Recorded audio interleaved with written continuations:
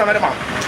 ഇവിടെ കുഴപ്പമുണ്ടാക്കാൻ വന്നത് ഇവിടെ പോലീസിനെ അണിനിരത്തിക്കൊണ്ട് സമരം അകത്ത് കയറ്റാനും വിടില്ല, സംസാരിക്കാനും വിടില്ല എന്നൊക്കെ പറഞ്ഞാൽ ഈ ജനാധിപത്യ രാജ്യത്ത് ജനങ്ങളുടെ കൂടെ നിൽക്കുന്ന പ്രസ്ഥാനമാണ് യൂത്ത് കോൺഗ്രസ്. ഞങ്ങൾ ആ ഭീഷണിക്കൊന്നും വഴങ്ങില്ല, ആ ഭീഷണിക്കൊന്നും വഴങ്ങില്ല. മറ്റൊരു കാര്യം കൂടി പറയാനുള്ളത്, ഇതിന്റെ അന്വേഷണങ്ങളെ അട്ടിമറിക്കാനാണ് ശ്രമമെങ്കിൽ അത് നടക്കില്ല.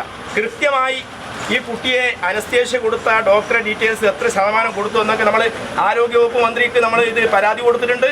അതുപോലെ തന്നെ നമ്മുടെ മുഖ്യമന്ത്രിക്ക് പരാതി കൊടുത്തിട്ടുണ്ട്. കണ്ണൂർ MLA TO മോഹൻ ഇന്ന് അടിയന്തരമായി ആശുപത്രിയുമായി ഇടപെട്ടിട്ടുണ്ട്. അങ്ങനെ യൂത്ത് കോൺഗ്രസിൻ്റെ ആളുകളൊക്കെ ഇടപെട്ടുണ്ട്. അതുകൊണ്ട് എല്ലാ മേഖലയിലെ ആളുകളെ ഞങ്ങൾ ബന്ധപ്പെടുത്തിക്കൊണ്ട് വളരെ ശക്തമായ രീതിയിലുള്ള പ്രക്ഷോഭമാണ് നടത്താൻ വേണ്ടി പോകുന്നത്.